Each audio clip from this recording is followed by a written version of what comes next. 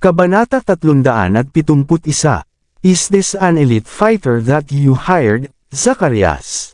I cannot be more grateful to him for what happened today.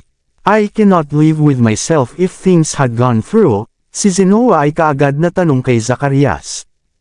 Ipapakilala pa lang sana ni Zacarias si Severin, pero bago pa man siya makapagsalita ay nagsalita na si Sheila at sinabing, "He's not our bodyguard." Ang kanyang pangalan ay Severin, at siya ang aking syota. Halos mapasuka ng dugo si Severin nang marinig yun. Sinamantala ni Sheila ang bawat pagkakataon na magagawa niya, para ipagtapat ang nararamdaman sa kanya, at bigla na lang siyang naging syota.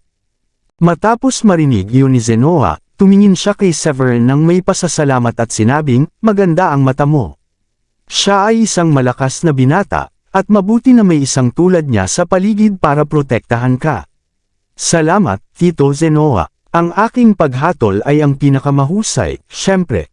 Nakangiting sabi ni Sheila pagkarinig nun.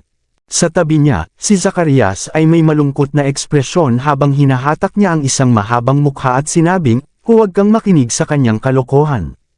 Ginugulo ka lang niya." 2 araw pa lang silang magkakilala, at sadyang katawa-tawa na siya. Huminto siya sandali bago nagpatuloy, "Ito si Mr. Severin. Iniligtas niya ako pagkatapos tumulong na alisin ang mga lason sa aking katawan." "Ganun ba? Hindi ko akalain na magiging miracle doctor din siya." Napangiti ng mahina si Zenoa pero saka sinabi sabay buntong hininga, "Pakiramdam ko ay may natanggal na bigat sa balikat ko." Pinagmasdan ako ng mga taong iyon na hindi man lang ako makalabas ng bahay, at gabi-gabi din akong nananaginip ng masama. Higit sa lahat, sobrang nagigilty ako sa tuwing naiisip ko kung paano mamatay sa kamay ko ang kuya ko. Pero ngayon nag-aalala akong papatayin nila si Keegan at Lynette. "Where's my daughter? Is she okay? May ginawa ba sila sa kanya?" Sa sandaling iyon, si Lena na ang mga mata ay namumula sa takot ay bumangon na habang pasulong at hinawakan ng mahigpit ang braso ni Zenoa. Pagkatapos ay sinabi ni Zenoa, "Sumama ka sa akin." Nakakulong siya sa basement doon. Pero ayos lang siya, kahit na gusto nilang gumawa ng karumal-dumal na bagay sa iyong anak, binantaan ko sila ng kamatayan upang pilitin silang hawakan ang kanilang kamay. "Ma, maraming salamat." Sa wakas ay nakahinga ng maluwag si Lena nang malaman niyang ayos na ang kanyang anak. "Ako dapat ang humihingi ng tawad sa inyong dalawa. Ang pagkidnap sa iyong anak at pananakot sa iyo na makipagtulungan sa amin ang aking ideya." Napabuntong hininga na sabi ni Zenoa, "Naligtas ang buhay ko salamat kay Mr. Severin, ngunit ang aking anak na babae at anak na lalaki ay tiyak na wala na ngayon. Kung malaman ng mga puwersang iyon na hindi namin ginawa." Ang sobrang nag-aalalang tingin ng kabilang partido ay nag-udyok kay Severin na mag-isip sandali bago nagtanong, "Ano ang pangalan ng puwersang iyon? Napakalakas ba nila?" Pagkatapos ay sinabi ni Zenoa, "Tinatawag itong Black Cloud Gang, sa tingin ko. Marami silang miyembro, at kahit na bahagi si John ng paksyo na iyon, siya ay itinuturing na isa sa kanilang mga alipors." "Black Cloud Gang?" tanong ni Severin. "Bueno, may kakilala akong maaaring tumulong. Tatawagan ko siya sandali at ipapadala niya ang mga tao upang iligtas ang iyong anak at, pagkatapos ay sirain ang Black Cloud Gang." Inakala ni Zenoa na mali ang narinig niya kay Severin at naiinis na nagtanong, "Hindi ito ang oras para magbiro, Mr. Severin. Alam mo ba kung gaano kalakas ang Black Cloud Gang? Halos libu-libong tao ang kanilang buong puwersa, at sila ay itinuturing na isa sa mga pinakanakakatakot na organisasyon sa Falcodem." "Hehe," tumawa si Severin. "Hindi mo kailangang mag-alala tungkol doon. Kung gusto mong iligtas ang iyong anak na lalaki at babae, hihilingin ko sa aking kaibigan na subukan at tumulong. Ngunit hindi ko magagarantiya na magagawa kung iligtas sila. Ang kailangan mo lang gawin ay tulungan akong pigilan sila ng 2 o 3 araw. Kaya mo ba iyon?" Hindi inisip ni Zenoa na nagsisinungaling si Severin sa kanya, ngunit bagamat naramdaman niyang mahihirapan si Severin na iligtas ang kanyang anak na lalaki at anak na babae, walang ibang pagpipilian ang maaaring mabuhay gaya noon. Tumango si Zenoa at sinabing, "Hindi yun dapat maging problema." Bago lumapit sa akin si Lena, sinabihan na sila ni John na huwag mag-alala dahil mamamatay si Zacarias sa loob ng 2 o 3 araw. Ipapaalam naman ni John sa kanila kapag naalis na ang mga Ballard. Ako ay lubos na kumpiyansa na ang mga tao sa nila ay hindi magkukusa na makipag-ugnayan sa mga narito. Tumango si Severin, ngunit gumawa siya ng isang punto upang paalalahanan siya. Itago ang cellphone ni John sa lahat ng oras. Kung may makikipag-ugnayan sa kanya, iwasang sagutin ang tawag at gumamit lang ng mga text message. Humanap ng anumang dahilan para maantalas sila. Siyempre, mas mabuti kung hindi nila siya makontak. Naiintindihan ko na kung ano ang gagawin ngayon, at talagang gagawin ko ang lahat para pigilan sila. Agad namang tumango si Zenoa. Idinagdag niya, kung mailigtas mo ang aking mga anak at maibalik sila sa bansa, wala akong pag-aalinlangan na maging alipin mo sa natitirang bahagi ng aking buhay. Hindi naman iyon kakailanganin. Ginagawa ko lang ang lahat para tumulong. Tumawa si Severin at hindi na nagpatuloy sa usapan. Hindi nagtagal, nakarating sila sa basement at nakilala ang anak ni Lena na nakalok sa likod ng isang silid na may pintong bakal. Nanay, napaluha ang dalaga nang makita ang kanyang ina. Pumunta si Zenoa para kunin ang susi at binuksan ang bakal na pinto. I'm sorry, Miss Irina. Wala akong choice noon, pero okay na ang lahat ngayon. At ang mga masasamang tao ay pinatay lahat ni Mr. Severin. Agad na hinila ni Lena si Irina at sinabi sa kanya, lumuhad ka at pasalamatan si Mr. Severin, Irina. Siya ang mabuting Samaritano na nagligtas sa lahat, kabilang ako, si Mr. Zacarias, at maging ang kapatid ni Mr. Zacarias. Salamat, Mr. Severin. Luluhod na sana si Irina nang agad na humakbang si Severin at pinigilan siya. Hindi na kailangang lumuhod, Irina. Ang pagtulong ay kasing simple ng pag-angat ng daliri. Pagkasabi noon ay agad niyang naalala na naghihintay pa sa kanya ang kanyang magandang asawa sa bahay, kaya sinabi niya sa lahat, kung gayon. Dahil lahat ng bagay dito ay naayos na at gabi na, magdedahilan na ako ngayon. Kailangan kong abutin ang aking pagtulog. Mr. Severin, ipapaubaya ko sa iyong mga kamay ang kapalaran ng aking mga anak. Sabi ni Zenoa pagkatapos ng ilang pag-iisip. Idinagdag ni Zacarias, maraming oras at lakas ang kailangan para sa iyong kaibigan para ayusin ang kanyang mga tao para iligtas sila, kaya ipaalam lang sa akin kung gaano karaming pera ang kailangan nila para mapangalagaan nila ito. Napangiti si Severin, haha, hindi na kailangan. Hindi siya yung tipong masyadong nagpapahalaga sa pera. Tutulungan niya ako basta tatawagan ko siya. Nang makalabas na ang lahat, sumugod din ang 2 bodyguard na medyo nag-aalala nang hindi pa rin lumalabas si Zacarias at ang iba pa. Napatulala silang lahat nang makita ang mga bangkay na nagkalat sa lupa. Ito lahat ay salamat kay Mr. Severin, isama ang iba pang mga lalaki at itapon ang mga bangkay na ito ngayong gabi. Ang pag-cremate sa mga ito ay pinakamahusay, at siguraduhin na ang bagay na ito ay hindi kumalat, naiintindihan. Inutusan kaagad ni Zacarias ang 2 bodyguard. Oo, sir, sabay na sagot ng 2 bodyguard. Aalis na ako pagkatapos. See you all. Ngumiti si Severin at mabilis na umalis. Medyo lumayo si Zenoa habang pinagmamasdan ang likod ni Severin. Maya-maya, tinanong niya si Zacarias, sa palagay mo ba maililigtas niya sina Keegan at Lynette? Kahit ako hindi ko alam kung seryoso siya o hindi. Umiling si Zacarias at hindi napigilan ngunit bumantong hininga. Bakit mas nagiging mahirap para sa akin na intindihin si Severin? Mayroon ba siyang napakalakas na kaibigan? Ang taong iyon ay tiyak na napakalakas kung maililigtas niya sina Keegan at Lynette mula sa isang makapangyarihang organisasyon na may libu-libong miyembro. Tumango rin si Zenoa. Siya ay isang himalang doktor na nakatuklas ng lason na sinasabi ng Black Cloud Gang na ganap na hindi matukoy. Maaaring iniligtas niya ang buhay ng isang mahalagang tao sa nakaraan, kaya naman handa silang tulungan siya ngayon. Pagkasakay ni Severin sa sasakyan, tiningnan niya ang oras at nagmamadaling umuwi nang makitang gabi na. Pagdating niya, nagpalit siya ng kanyang pajama, at pumunta sa kwarto ni Diane, at natuklasang nakatulog na si Diane. Bumantong hininga. Hindi napigilan ni Severin ang sarili na magpakawala ng bigong buntong hininga. Pagkatapos ng lahat, pinalampas niya ang pagkakataong dalhin ang relasyon nila ni Diane sa susunod na antas. Nako, kaya niya na nakatitig lamang sa makatarungan at payat na mga binti ni Diane. Pumikit si Severin at nakatulog habang nakayakap kay Diane. Kinaumagahan, bumangon na si Diane at bumaba ng hagdan pagkagising niya. Pagkatapos mag-freshening ni Severin, bumalik siya sa kanyang kwarto, kinuha ang kanyang cellphone, at tinawagan si Warren. Guru, ano ang utang ko sa kasiyahan? Tuwang-tuwa si Warren nang matanggap ang tawag ni Severin. Ngumiti si Severin. Well, may kailangan ako ng tulong mo. I knew it. You wouldn't have called me out of nowhere. What can I do for you, Master?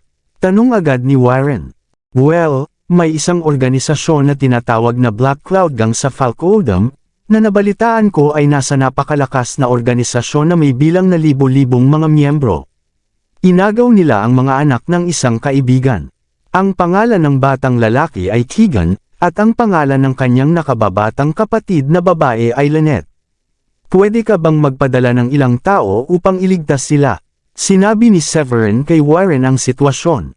Walang problema. Gagawin natin ito. Ngumiti si Warren at idinagdag, paano kung ito ay ipapadala ko sa aking pinakatapat na kanang kamay, ang pinuno ng digmaan na si Valerian Sutcliffe, at pamumunuan siya ng isang grupo ng mga elite na mandirigma na pupuslit sa Falcodem upang sirain ang Black Cloud Gang at iligtas ang 2 tao. Tumango si Severin at sinabing, hindi dapat problema kung may naruroon na pinuno ng digmaan. Pero ang oras ay mahalaga, at mayroon ka lamang 2 o 3 araw. At natatakot ako na magpasya silang patayin ang mga bihag pagkatapos mapansin na may mali. Tutal, pinatay ko ang ilan sa kanilang mga tauhan dito. Huwag kang mag-alala, tuturuan ko sila kaagad at gagawa ng mga bagay para sa iyo sa lalong madaling panahon. Sabi ni Warren, siya nga pala, saan natin ipapadala ang 2 bata kapag nailigtas na natin sila? Ngumiti si Severin at sinabing, ibalik dito. Ipapadala sila sa Ballards ng Brookbourne Mansion. Understood. Tapos na yun. I'll notify my subordinate right now. Ibinaba ni Warren ang telepono pagkatapos tapusin ang kanyang pangungusap. Bumaba si Severin pagkatapos tumawag at hindi naiwasang magsabi nang makita niya ang petsa, isa pang 11 araw na natitira hanggang sa ika-15 ng Agosto. Minsang sinabi sa akin ng matandang wako na bisitahin ang Dracodius Isle sa ika-15 para sa ilang kapalaran o isang bagay na tulad nito. I wonder what he's talking about. Hindi napigilan ni Severin na malungkot at humagulgol. Ito ang aking unang taglagas pagkatapos na palayain mula sa bilangguan, at hindi ko kayang gugulin ito kasama ang aking mga magulang at asawa. Bamantong hininga, wala akong masabi para dyan.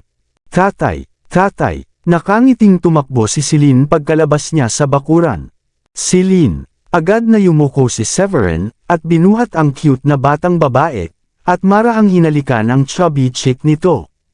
Mukhang maganda ba ang damit ko, Tay? Binili ito ni nanay para sa akin kahapon. Hindi napigilan ni Severin ang matawa. Oo nga, mukha kang magaling sa lahat ng bagay. Paano kung mamasyal tayo, Celine? May maliit na palaruan doon. Ngumiti si Severin at dinala si Celine para maglaro sa malapit na playground. Sa sandaling iyon, nagkaroon ng pagpupulong sa pagitan ng mga nakatataas sa Blood Gang. Damn! Ito ay kasuklam-suklam. Ang kanilang gang leader, si Taran, ay naikuyom ang kanyang mga kamao at nagngangalit ang kanyang mga ngipin sa galit. Anong nangyari? Tumingin kay Taran ang isang medyo may edad na babae at nagtanong. Ano kaya ang narating ni Severin? Si Janvar at ang 5 Grandmaster na pinadala namin doon ay patay na lahat. Nawalan na kami ng contact sa kanilang lahat. Patay, lahat sila. Pero paano? Natahimik ang lahat ng marinig iyon. Ang unang 3 tao na ipinadala nila ay namatay sa mga kamay ni Severin, at naisip nila na hindi magiging problema para kay Janvar na makitungo sa kanya kasama ang 5 Grandmaster. Hindi kailanman sumagi sa kanilang isipan na silang 6 ay mamamatay pagkatapos pumunta doon. Dapat ba akong pumunta? Hinampas ng dakilang matanda ang mesa at tumayo. Siya ay labis na nalungkot na ang kanilang mga tauhan ay nabigo ng maraming beses ng sunod-sunod at sila ay nagdusa ng husto bilang resulta. Huwag tayong magmadali, Great Elder. Nagkataon na may plano ako. Bakit tayo pa makikitungo sa batang iyon? Tanong ng pangalawang matanda. Agad na kumunat ang noo ng dakilang elder nang marinig iyon. Ano ang ibig mong sabihin, pangalawang elder? May tutulong ba sa atin kung hindi tayo mismo ang gagawa ng maruming gawain? Ngumiti ang pangalawang elder at sinabi, nakalimutan mo na ba na ang Moss Hall ay nagpahayag na ng kanilang determinasyon na magpasakop sa atin? Hindi mo ba naisip na oras na para ipakita nila ang kanilang katapatan? Ano pa ang mas mabuting pagsubok kaysa dito? Gayunpaman, walang masyadong malalakas na tao sa Moss Hall. Ano ang inaasahan nilang makamit kung pupunta sila? Humalaklak si Toran. Ang pangalawang elder ay nagsabi, sa katunayan, sila ay nagdurusa dahil sa kakulangan ng malalakas na individual, ngunit iyon ay higit pa para sa atin na ipadala nila ang kanilang mga tauhan doon. Ang pagkamatay ng ilan sa kanilang mga miyembro ay maaaring ituring na isang paraan ng pagpapahina ng kanilang lakas, ngunit ito ay tiyak na magiging mahusay kung magagawa nilang manalo. Hindi na kailangang sabihin, kailangan pa rin nating ipaalala sa kanila na si Severin ay napakalakas, at iyon ang tanging pag-asa na mapatay siya. We will do it your way then, second elder. Maaari mong ipaalam sa Moss Hall ang plano. Ang ideya mo na ito ay napakahusay dahil ito ay nagpapahintulot sa atin na umatras at magpadala ng ibang tao upang patayin si Severin. Ito ay magiging isang pagsubok sa kanilang katapatan. Tumango si Toran bilang kasiyahan matapos pakinggan pagsusuri ng second elder. Don't worry, sir. Ipaubaya mo na lang sa akin. Ang pangalawang matanda ay bahagyang ngumiti at dumating sa pintuan ng Moss Hall ng mag-isa. Panahon na para magpakita ng katapatan ang Moss Hall. Ngumiti ng masama ang pangalawang matanda bago pumasok. Kabanata 375. Sa sandaling iyon, si Mick Whitley ang pinuno ng gang ng Moss Hall, ay nag-aalala tungkol sa isang bagay habang nakaupo siya sa kwarto niya. Sinaktan ng Moss Hall ang Blood Gang noon na nagbigay ng dahilan sa Blood Gang para gumawa ng malaking kaguluhan, na nagsasabing dapat silang magpasakop sa Blood Gang at magbayad ng malaking halaga ng pera sa mga handog bawat buwan. Anumang pagsuwe ay haantong sa pagkawasak ng Moss Hall. Sa kabila ng kanyang pag-aatubili sa pagsang-ayon sa mga naturang tuntunin, wala siyang pagpipilian kundi gawin ito para sa kapakanan ng buhay ng mga miyembro ng Moss Hall. Sa tingin mo ba masyado silang malupit, Dad? Ang anak ni Mick, si Candy, ay hindi napigil ang mapabuntong hininga nang makita ang pagsimangot sa mukha nito. Napabuntong hininga si Mick. Bueno, wala na akong magagawa, di ba? Ang ating Hallmaster ay sapat na makapangyarihan upang maging kapareho ng pinuno ng Blood Gang, ngunit ngayong wala na siya, wala na kami sa lahat para kay Toran. Ang aming pagkamatay ay tiyak kung hindi kami makikinig sa kanila, at kahit na wala akong pakialam sa sarili kong buhay, kaya't ang aking anak na babae ay matanda na. At ang mga miyembro din natin dito. Sir, dumating na ang pangalawang elder ng Blood Gang. May sumigaw sa pinto. Gulat na nagkatinginan sina Mick at Candy, habang ang dalawang matandang lalaki at isang babaeng nasa tabi nila ay nakasimangot din. Wala sa kanila ang nakakaalam kung bakit hahanapin sila ni Menkel Wagford, ang pangalawang elder ng Blood Gang, sa ganoong oras. Haha, ano ang nagdadala sa iyo dito sa aming mababang lugar, pangalawang elder? Agad namang bati ni Mick. Nakangiti si Menkel at sinabi sa kanya, hindi ko alam na nandito ka ngayon. Humihingi ako ng paumanhin sa hindi ko paggawa ng mga kinakailangang paghahanda para sa iyong pagdating, at sana ay hindi ka magagalit. Haha, masyado kang magalang. Matapos lumakad si Menkel, umupo siya at pagkatapos ay sinabi kay Mick, pumunta ako dito ngayon para humingi ng pabor. Sinenyasan ni Mick ang isa sa kanyang mga tauhan na magbuhos ng tsaa para kay Menkel at sinabing, panahon na ba para ibigay ang mga alay? Naaalala ko na may ilang araw pa bago ang deadline. Agad namang ngumiti si Menkel at sinabing, para na tayong pamilya ngayon, di ba? Paano ka namin madaliin sa pagtupad sa mga obligasyong iyon? Hinanap kita dahil kailangan ng aming gang leader ang tulong mo para makumplito ang isang gawain. Agad na kumunat ang noo ni Mick nang marinig iyon at bahagyang lumubog ang kanyang ekspresyon habang sinulyapan ang kanyang anak at ang tatlong matanda. May problema ba? Hindi ko pa naipaliwanag ang gawain. Marahil ay hindi ka mahilig tumanggap sa gawaing itinalaga namin kahit nakakasali mo lang sa Blood Gang.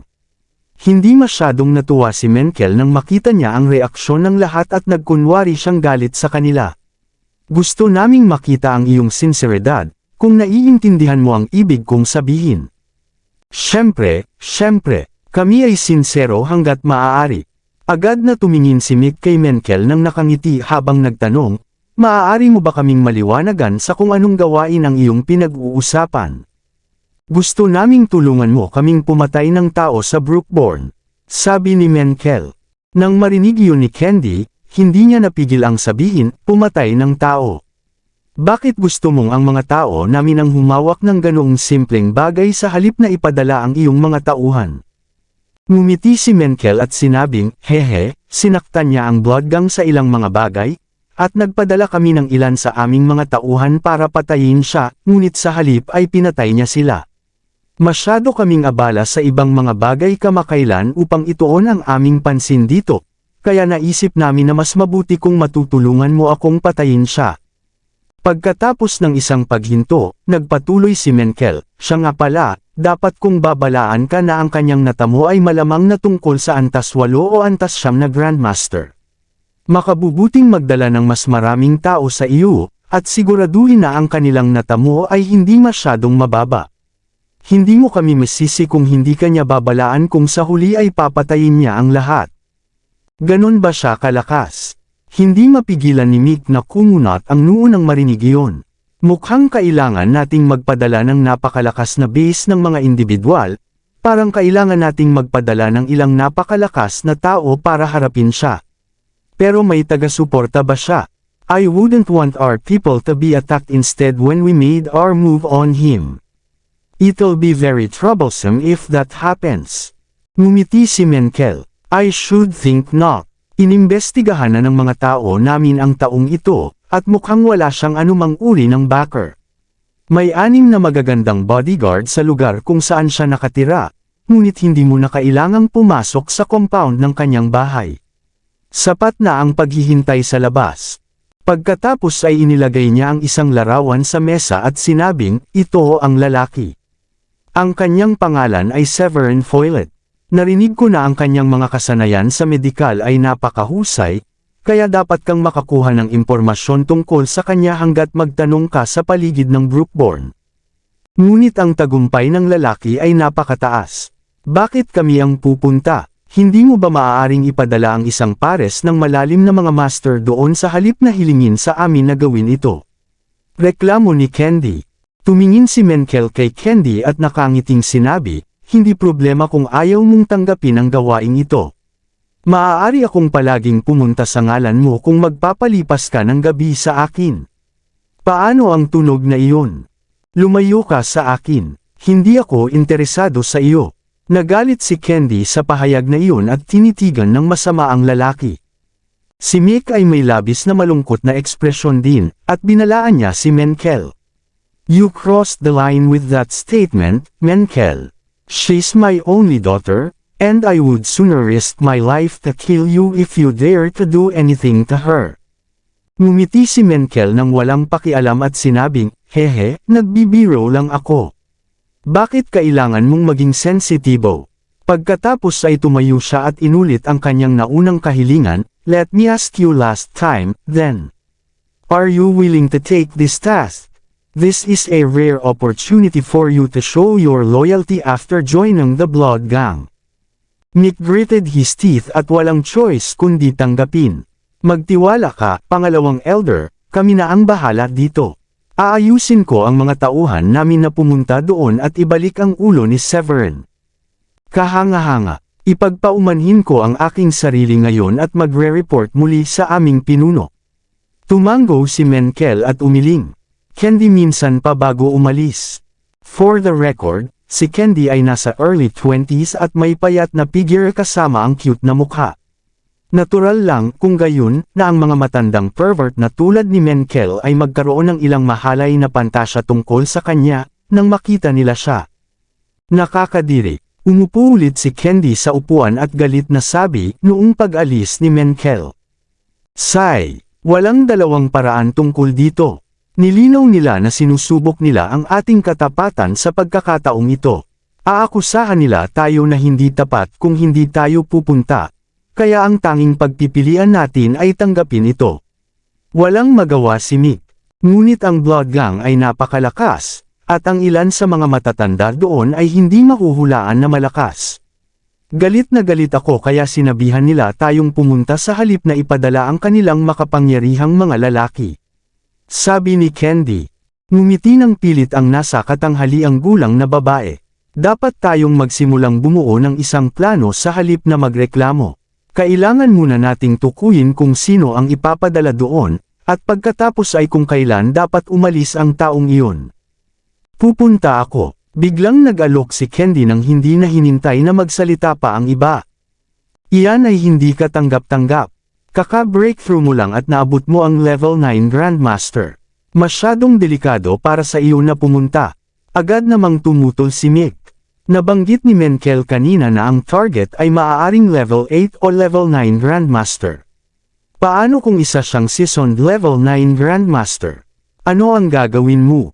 Ang nasa katanghaliang gulang na babae ay nag-isip sa sarili at sa wakas ay sinabi kay Mick, Hallmaster, naniniwala ako na si Candy dito ay gustong pumunta roon para medyo malinawan ang kanyang isip. Marahil hindi ito magiging malaking problema kung sasama ako sa kanya. Sa wakas ay tumango si Mick at sinabing, salamat sa gulo noon, Lauren. Bagamat napaka-partikular ni Candy na hindi siya sinusundan ng sinuman, alam niyang pipigilan siya ng kanyang ama kapag hindi siya sinundan ni Lauren. Okay, pupunta ako doon kasama si Tita Lauren. Level 3 Profound Master din siya, kaya sigurado akong magiging maayos ang lahat kung sasama ako sa kanya. Okay, dapat lagi mong tatandaan na mag-ingat. Tumango si Mick. Huwag kang mag-abala na magsama ng kahit sinong mababa ang kakayahan. Hindi naman sila makakatulong, at magiging kawalan lang tayo kung mapatay sila ng ating target. Nang matapos ang pagsasalita ay naglabas si Mick ng isang piraso ng dilaw na papel at tiningnang mabuti ang drawing nito.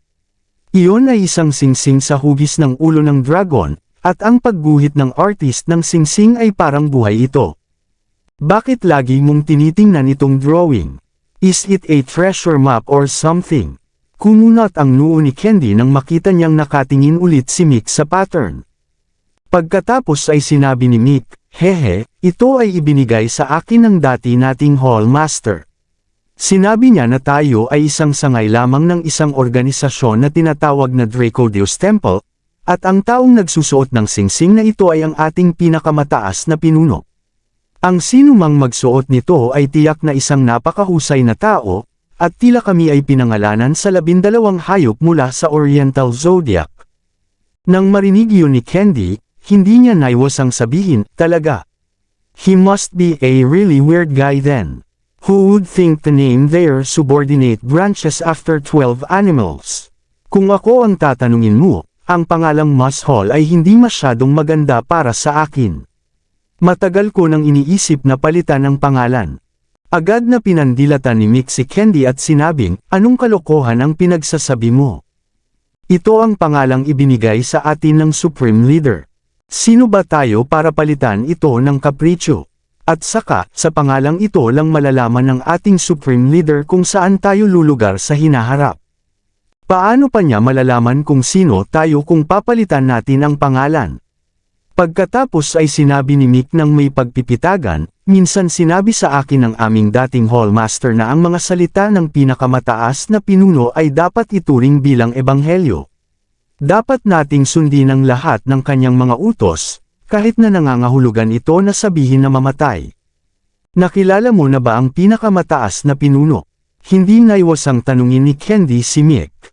Mapait na ngumiti si Mick at sinabing, hindi pa, pero ang dati nating Hallmaster ay ginawa noong bata pa siya. Ngunit ang ating dating hallmaster ay napakatanda na, at siya ay namatay na ngayon. Kung sasabihin mong nakilala niya ang pinakamataas na pinuno sa murang edad, hindi ba't ang pinakamataas na pinuno ay isang matanda na rin? Tinuro ni Candy, ito ay napakaraming taon na, Dad, at ang pinakamataas na pinunong iyon ay hindi kailanman dumating para hanapin tayo. Sa tingin mo ba ay maaaring patay na siya? Pinandilatan ni Mick si Candy. Don't just shoot your mouth off like that. How could you say such nonsense? Bumantong hininga, ngunit nasa malas tayong posisyon ngayon. Napabuntong hininga si Candy. Ang Moss Hall ay nasa isang pababang spiral, at kailangan nating umasa sa ibang mga gang upang protektahan ang ating sarili. Bakit hindi tayo tinulungan ng pinakamataas na pinuno? Hindi mo ba iniisip na siya ay hindi mapagkakatiwalaan at irresponsible? Isang biglaang naisip pagkatapos ay sumagi sa isip ni Candy habang nagtanong, iniwan ba ng dating hallmaster ang numero ng telepono ng Supreme Leader sa iyo o tulad niyan? Kung oo, hindi mo ba siya maaring tawagan at hilingin sa kanya na tulungan tayo? Tayo ay isa sa kanyang mga subordinate na puwersa pagkatapos ng lahat. Umiling si Mick at sinabing, bago maabot ng dating hallmaster ang katapusan ng kanyang buhay, sinabi niya sa akin na ang pinakamataas na pinuno ay nagturo sa kanya ng ilang mga bagay tungkol sa pagkamit. Pagkatapos ay umalis siya, ngunit hindi bago mag-recruit ng ilang tao at pangalanan ang Moss Hall. Sinabi rin ng pinakamataas na pinuno na makikipag-ugnayan siya sa dati nating hallmaster pagkatapos na maitatag ang 12 bulwagan. Pagkaraan ng isang paghinto, ngumiti si Mick ng mapang-akit at sinabing, iyon lang. Walang imik si Candy. Pagkaraan ng ilang sandali, galit niyang sinabi, anong uri ng kataas-taasang pinuno ito? Wala siyang pananagutan, at walang paraan para makipag-ugnayan sa kanya. Ni hindi natin alam kung patay na siya o kung nasaan ang ibang mga bulwagan. Kung alam man lang natin kung nasaan ang ibang mga bulwagan, maaari tayong pumunta sa kanila at humingi ng tulong sa pagwasak sa Blood Gang. Buntong hininga, tama na. Lahat tayo ay miyembro pa rin ng Dracodeus Temple, at umaasa ako na magkakaroon din tayo ng pagkakataong makilala ang ating pinakamataas na pinuno balang araw. Kung mangyayari iyon, hindi na tayo dapat mamuhay sa ilalim ng pagpilit sa lahat ng oras. Bumantong hininga si Mick at walang magawa. Kalimutan mo na ito. Kahit na makilala natin ang pinakamataas na pinuno, maaaring hindi siya maaasahan gaya ng inaasahan natin. Mas mabuti na umasa tayo sa ating sarili. Ipinagkibit-balikat ni Candy ang kanyang mga balikat at pagkatapos ay sinabi kay Lauren, kailan tayo aalis, Tita Lauren? Ngumiti si Lauren at sinabing, mukhang maganda ang bukas. Kung aalis tayo sa umaga, dapat tayong dumating doon sa tanghali. Bibigyan tayo nito ng sapat na oras upang maghanda bago tayo magsimulang maghanap ng impormasyon tungkol kay Severin noon. Okay, tumango si Candy. Dahil may opisyal na negosyo kami ni Tita Lauren, hindi ba dapat bigyan mo kami ng mas maraming gastos sa paglalakbay o kung ano? Halos himatayin si Mick. Sinabi niya sa kanyang pinakamamahal na anak na babae, iniisip mo lang na mag-shopping, di ba? Hindi ka ba maaaring maging mas matipid sa mga araw na ito? Hindi na tayo ganoon kay Aman tulad ng dati dahil kailangan nating magbayad sa Blood Gang buwan-buwan ngayon. Bumalik sa Brookborn, si Edward ay galit na galit nang marinig niya ang ulat ng kanyang assistant. Ano, bakit gagawin ito ni Diane? Tatapusin ba niya ang pakikipagtulungan sa amin sa negosyo ng mga materyales sa gusali? Hindi pa ba natin sila binigyan ng sapat na tubo? Hindi ba sila kumikita ng sapat na pera dito? Bakit nila tatanggalin ang kooperasyong ito sa negosyo? Wala akong ideya, Ginoo, ngunit tumigil na sila sa pakikipagtulungan sa atin. Sabi ng assistant na walang magawa. It has to be Severin. This is all his fault. Si Diane is a very tactful woman, and I bet she's worried na magseselos ang asawa niya kung makikipagtulungan ang pamilya niya sa pamilya namin. Nakarating si Edward sa konklusyong iyon pagkatapos ng ilang pag-iisip at naikuyom ang kanyang kamao. Don't you think you're being too petty, Diane? Is that man worthy of your love? Ano ang nakikita mo sa kanya na hindi mo nakikita sa akin? Sir, isang matandang lalaki ang pumunta rito at nagtanong na makipagkita sa iyo. Sabi ng isang babaeng empleyado na pumasok. Isang matandang lalaki. Kumunot ang noo ni Edward. Tumango ang babaeng empleyado. Oo, sir. Medyo nakakatawa ang pananamit niya gamit ang kanyang panika, sombrero, at salaming pang-araw. Okay, sabihan mo siyang pumasok, sabi ni Edward. Sa wakas ay pumasok ang matanda sa opisina ni Edward at isinara ang pinto sa likuran niya. Magandang araw, mabait na sir. Ngumiti ang matanda at nagpakilala, ako ang 6 na bituing assassin na kinuha mo, si Chewie Leffen. Tuwang-tuwa si Edward sa narinig. Well, mapapahamak ako, sa wakas nandito ka na. Maraming salamat sa lahat ng sumusubaybay. Please subscribe and follow my YouTube and Facebook channel, Filipino Novel. Maraming salamat po. Kabanata 380. Ngumiti si Chewie at sinabing, dapat kahapon pa ako dumating, pero may mga bagay na napigilan ako. Huwag mag-alala, ihain ko ang ulo ng batang iyon sa isang pinggan ngayong nandito na ako. Kasunod ng isang maikling paghinto, nagpatuloy siya, syempre, kung masasabi mo sa akin kung saan siya tumutuloy o kung saan ang kanyang mga karaniwang ruta, kung gayon mas magiging madali ang mga bagay. Ang kanyang kamatayan ay darating din ng mas maaga kaysa sa huli. Oo naman, hindi problema, matagal na akong umaasa sa pagkamatay niya. Si Edward ay agad na ipinaliwanag ang sitwasyon ni Severin sa 6 na bituing assassin. Sa kanyang paghuhusga, ang pagkakaroon ng ganoong kasanayang mamamatay tao ay magiging napakadaling patayin ang kanyang kalaban. Walang masyadong gagawin si Severin ng umagang iyon, kaya nakipaglaro siya kay Celine at nagpahinga sa bahay pagkatapos ng tanghalian.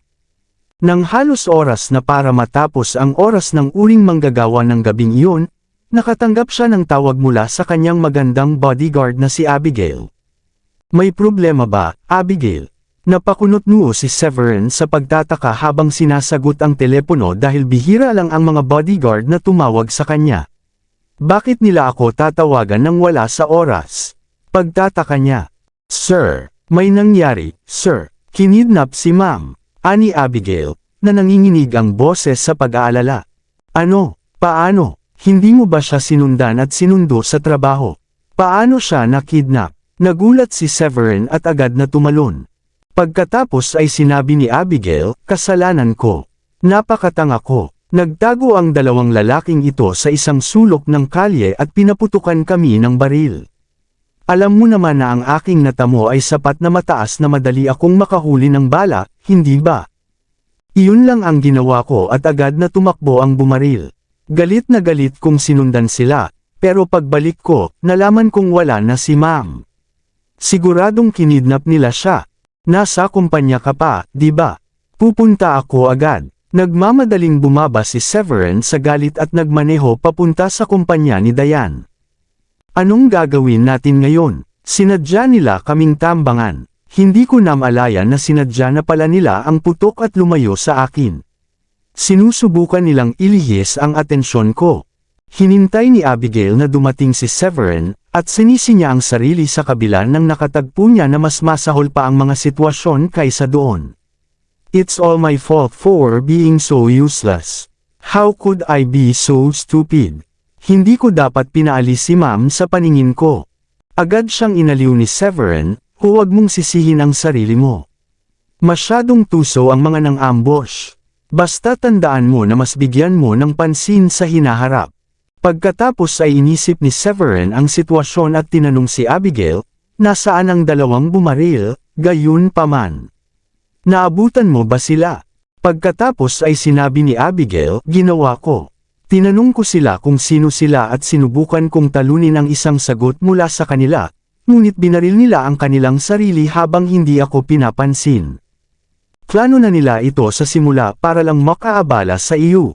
Pahayag ni Severin. Siya noon ay agad na tinawagan sina Larry at Blade, na humihiling sa kanila na tumulong na tingnan ang mga nakapalibot na kamera at alamin kung ano ang nangyari.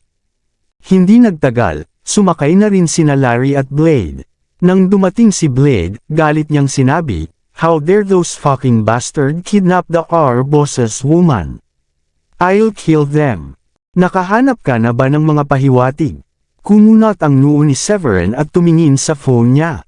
Mahigit 10 minuto ang lumipas mula noong tumawag si Abigail, at hindi maiwasang makaramdam siya ng kaunting pag-aalala. Sumimangot si Larry at sinabing, nag-ayos kami sa sandaling matanggap namin ang iyong tawag, at malamang na makuha namin ang mga resulta sa lalong madaling panahon. Iniimbestigahan ng aming mga tauhan ang kalapit na footage ng surveillance, pangunahin upang matukoy ang direksyon kung saan nagpunta ang kanilang mga sasakyan. Nagring ang cellphone ni Blade ng sandaling iyon, at pagkatapos niyang sagutin ang tawag, hindi niya maiwasang sabihin kay Severin, Mr. Severin, mukhang nasa labas sila ng lungsod.